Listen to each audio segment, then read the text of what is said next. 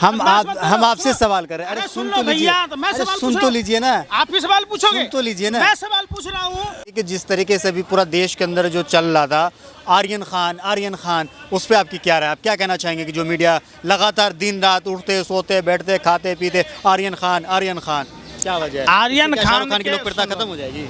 आर्यन खान के medical report से ये साबित हुआ कि उससे सेवन नहीं करता है। दूसरा, क्या केपी घोसावी और भानुशाली एनसीबी में है? आपने उसके वीडियो भी वायरल होते देखा होगा। समीर वानखेड़े तो फर्जी डिग्री पर आरक्षण का दुरुपयोग किया और इसी कमजोरी को केंद्र सरकार नापते हुए वानखेड़े को हाथ की कठपुतली बनाकर मुंबई फिल्म इंडस्ट्री, महाराष्ट्र की अस्मिता, महाराष्ट्र की आवाम और फिल्म बॉलीवुड हस्तियों को परेशान करने का काम किया। क्यों नहीं समीर वानखेड़े पर देशद्रोही का मुकदमा, जालसाजी का मुकदमा चलाया गया? वानखेड़े उस समय कहाँ था जब भारती और भारती के पति कॉमेडियन को जमानत कैसे मिला? कंगना रनावत, रणबीर कपूर ने तो स्वीकार किया था ना भाई। और दूसरी ओर जब प्रधानमंत्री के दोस्त अडानी के पोर्ट पर 3000 टन हेरोइन पकड़ा गया तो कोई मीडिया क्यों नहीं चर्चा किया? कोई कानून उसको सजा क्यों नहीं दिया? क्यों नहीं अडानी के? समीर वानखेड़े उस टाइम कहाँ था? समीर वानखेड़े क्या, पूरी की पूरी एनसीबी कहाँ थी? पूरा का पूरा देश का शासन प्रशासन कहाँ था? देश का मीडिया, किलर मीडिया जो भाजपा सरकार के यहाँ आवारा कुत्ते की तरह बैठी होती है, उन्हें देश की तमाम परिस्थिति नहीं दिखाई दे रही। 9 महीने से ये बच्चे स्ट्राइक कर रहे हैं, ये नहीं दिखाई दे रहे हैं। किसान 11 महीने से अधिक हो गए, वो नहीं दिखाई दे रहा। समीर वानखेड़े पे ही बात करेंगे तो नवाब मलिक को भी जानते होंगे, वो भी आजकल चर्चा में है। वो जो है कि ऐसे राज वो धीरे धीरे जो है खोलते जा रहे हैं। कभी जो है समीर वानखेड़े का निकाहनामा लोगों को सामने रखते हैं, कभी उनकी सिस्टर का जो है व्हाट्सएप चैट सामने रखते हैं। तो आखिर क्या चल रहा है देश के अंदर? देखिए, बिल्कुल सही चीज़ है, एक्सपोज हुआ है। अगर मोबाइल नहीं होता, सोशल मीडिया नहीं होती तो इलेक्ट्रॉनिक मीडिया तो साबित कर देती कि ये गोबर नहीं है। गोबर में कितना भी ड्राई फ्रूट डालोगे, मावा डालोगे, शक्कर डालोगे, घी डालोगे, गोबर का हलवा थोड़े ना बनेगा। हलवा तो सूजी का ही बनेगा ना, बेसन का ही बनेगा। तो ये लोग जो कुकर्म करते, मीडिया के लोग जिस चीज़ को साबित करना चाहते वो हकीकत में नहीं है। अच्छा, लेकिन देखा है कि कुछ लोग मीडिया वाले भी देखे कि वो आजकल बहुत ज़्यादा समीर वानखेड़े के साथ सेल्फी लेके उसे हीरो बताते दिखाते हैं। जब सावरकर जैसे लोगों को, जो देशद्रोही था, देश का गद्दार था, उसको जब भारत रत्न देने की बात होती है और आज़ादी का नायक कहा जाता है तो मुझे बहुत ही दुख होता है कि आज़ादी के दीवानों को बदनाम किया जा रहा। तो कोई नई बात नहीं है, गधे को ये शेर साबित कर देते, ये तो मीडिया का कमाल है। अच्छा। जिसका गधा उसी का नाम। लोग सेल्फी लेते हैं, सोशल मीडिया पे डालते हैं। गधे के साथ भी सेल्फी ले रहे हैं। मैं क्या कह रहे, गधे के साथ भी लोग सेल्फी ले रहे हैं। नहीं, गधे को भी शेर बता रहे हैं। और शेर का काम रिहायशी इलाकों में नहीं है, शेर का काम जंगलों में है। रिहाइश में आएगा तो काट खाएगा। तो देख लिया होगा, देखो देखो शेर आया, शेर के आने के बाद क्या हुआ देश का। फिर सवाल पूछो जाके सत्ता पक्ष के लोगों से जो सरकार में हैं और अफसरों से पूछो कि ये लोग 2 तरह का कानून क्यों, 2 तरह की पद्धति क्यों? जब आर्यन खान को जेल हो सकती है तो अडानी का क्यों नहीं? ये सवाल पूछता है भारत और इन पर थूकता है भारत। किस पर थूकता है भारत? पूरी मीडिया पर और एनसीबी के अधिकारियों पर कि कार्रवाई अडानी पर भी होना चाहिए। अडानी के भी मेडिकल डिवाइस जब्त होने चाहिए और जिनसे उनके ताल्लुकात हैं उन सब पर कार्रवाई होनी चाहिए। एक बार और सवाल करेंगे, उसके बारे में क्या करना चाहिए जो सेल्फी लेते हैं समीर वानखेड़े के साथ? सेल्फी तो देखो यहाँ क्या है कि भेड़ चाल वाली बात है।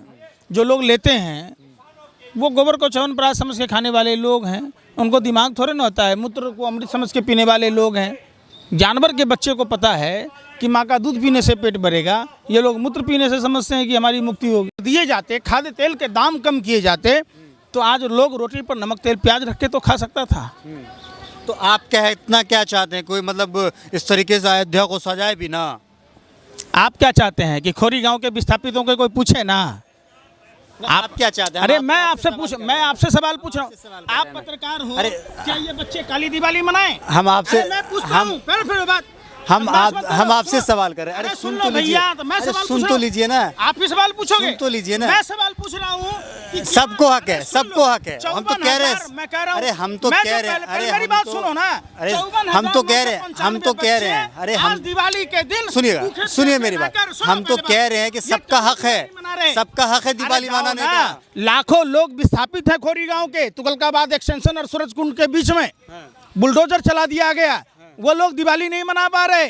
कपड़ा लेना, मिठाई लेना तो दूर की बात है, वो बाहर सड़कों पर जी रहे बेसहारा। उनके सर के ऊपर छत नहीं है, घर में राशन नहीं है। कोरोना काल में जहां नौकरियां चली गई, जाओ पूछो, हिम्मत है तो जाओ पूछो ना। नहीं पूछोगे, पूछो जाकर उन व्यापारी भाइयों को जिससे जीएसटी के कारण उसके व्यापार चले गए। जाकर पूछो उन मजदूर भाइयों से जो कोरोना में अपना रोजगार खोया। कहते हैं ना कि कोरोना से तो पूरा दुनिया महामारी के चपेट में था, तो सिर्फ हमारा हिंदुस्तान इंडिया थोड़ी है, पूरा दुनिया था। क्या खाते हो? लैट्रिन खाते हो? गोबर को च्यवनप्राश समझ कर चाटते हो? जब WHO ने 31 दिसंबर को कहा तो प्रधानमंत्री को संज्ञान लेना था। क्या किया? ट्रंप की गुलामी की। दिल्ली में चुनाव हुए, उसके बाद 23 मार्च तक मध्य प्रदेश में सरकार बनाई गई। 22 विधायकों की नीलामी और ट्रंप की गुलामी ने देश का भट्ठा बिठा दिया। 24 मार्च को अनप्लैन्ड लॉकडाउन लगा दिया गया। देश के मजदूर सड़कों पर तड़पते रहे, नंगे पांव चलते रहे, पानी के लिए तड़पते रहे, अस्पतालों में लोग दवाइयों के लिए तड़पते रहे, अस्पतालों में ऑक्सीजन के लिए तड़पते रहे। मृत आत्मा भी तड़प रहा था, श्मशानों में जगह नहीं थी, टोकन मिल रहे थे। लेकिन प्रधानमंत्री काम पे तो लगे हुए थे। आपने मन की बात नहीं सुनी? आपने अमित शाह की बात नहीं सुनी कि प्रधानमंत्री जी 20-20 घंटे सोते हैं? आपने नहीं सुनी? अगर ये 18-18 घंटे काम करने की बात काम पर लगे हैं, तब देश की अर्थव्यवस्था कहाँ गई? मंदी कहाँ गया? डॉलर के मुकाबले रुपया का क्या वैल्यू है? आपने नहीं देखा? लेकिन फिर किस महंगाई बिना कहाँ है? अच्छा, किसान कहाँ है? चलिए माना कि आप सही है आप, ठीक है, माना कि आप सही हैं, तो फिर किस बिना पे ये बीजेपी सरकार के लोग जो बीजेपी से जुड़े हुए हैं वो क्यों कह रहे हैं कि लोगों की आय दोगुनी हो गई है, और जो ये महंगाई बढ़ रही है इससे राष्ट्र का निर्माण हो रहा है, पूरे देश के अंदर लोग खुश हैं, सबकी अच्छी ज़िंदगी गुजर रही है, फिर से जो है सरकार बनने जा रही है? तो पहले की सरकार में क्या घर में कुआं था कि बाल्टी में रस्सी बांधा खींच लिया, हैंडपंप लगा हुआ था? अब पहले की सरकार अगर पेट्रोल डीजल महंगाई पर जो तांडव करते थे, ऐसे चूड़ियाँ लेके स्मृति ईरानी घूमती थी। कैसे? ऐसे चूड़ियाँ लेके घुमा करती थी। आज चूड़ियाँ क्यों नहीं भेजती है नरेंद्र मोदी जी को? उस वक्त महंगाई थी। जैसे जैसे इसका शरीर बढ़ता गया, महंगाई बढ़ता गया। किसका शरीर? स्मृति ईरानी का। तो आपको नहीं दिखा कितनी मोटी हो गई? विकास अगर किसी का हुआ तो स्मृति ईरानी का हुआ। तो आप बात करो ना, उस पर बात करो ना, उस चीज़ पर नहीं करोगे। आप बात नहीं करोगे देश की अन्य समस्याओं पर। आप महंगाई के कारण, बेरोजगारी के कारण, प्रधानमंत्री तो महंगाई का मौ नहीं बोल पाते हैं, बेरोजगारी का बौ नहीं बोल पाते हैं, चाइना का चौ नहीं बोल पाते हैं, तो कहाँ से बोलेंगे? 18-18 घंटा काम ऐसे कर रहे हैं। अरे भैया ये शुक्र है 24 घंटे का नाम नहीं बोला, नहीं तो हमारी चड्डी भी गई होती, हम पेड़ के पत्ते पहन रहे होते, हम जंगली जानवरों के शिकार कर रहे होते। ये तो शुक्र है मोदी जी, धन्यवाद मोदी जी कि आपने 24 घंटे का नाम नहीं बोला, नहीं तो हमारी चड्डी उतर गई होती। टूटी खाट, फटा लंगोट, अब मर गया भाजपा को देकर वोट। सोचा था बनियाइन के ऊपर नई शर्ट आएगी, क्या पता था बाद में पतलून भी उतर जाएगी। अच्छा, एक सवाल आपसे और हम करना चाहेंगे कि जिस तरीके से आप कह रहे हैं कि भाजपा की शासनकाल में देश के अंदर कुछ भी नहीं हो रहा, जहाँ तक कि देश पूरा बर्बाद हो रहा है, आप ये कह रहे हैं ना, ये आपका कहना है, लेकिन फिर भी आपने देखा होगा कि कई जगह पे जो है अभी हाल ही में भाजपा की सरकार कई स्टेट में बनी है। या सुन नहीं रहे? उसके बाद मेरी बस सवाल सुन लीजिए ना, आप सवाल सुन लीजिए ना। और उत्तर प्रदेश में 300 से ज़्यादा सीट जो है जीत रही है भाजपा। पंचायत चुनाव में क्या हुआ था? अगर ये जीत रहे थे तो महिला की साड़ी खोली जाती। अगर ये जीतने की उम्मीद थी तब पूर्व आईजी अभिकांत ठाकुर, जिसने ढोंगी अपराधनाथ के खिलाफ चुनाव लड़ने की बात किया, क्या उसके साथ आतंकवादियों जैसे सलूक होते हैं? आप बताओ, ये सवाल आपसे पूछा जाता है ना। आप देखो ना कि अगर जीतने की उम्मीद होती तो क्या दिल्ली में, भारत के अन्य शहरों में इस तरीके के बैनर पोस्टर लगाए जाते? अगर इतने ही पैसे के बैनर पोस्टर अगर उत्तर प्रदेश में खर्च किए गए होते तो ओमपुरी की गाल की तरह सड़कें नहीं होती, वहाँ सड़कों पर संगमरमर बिछ गया होता, हेमा मालिनी की गाल की तरह वो सड़कें चमकती, तो आप उस पर बात नहीं करते। चलिए बहुत बहुत शुक्रिया।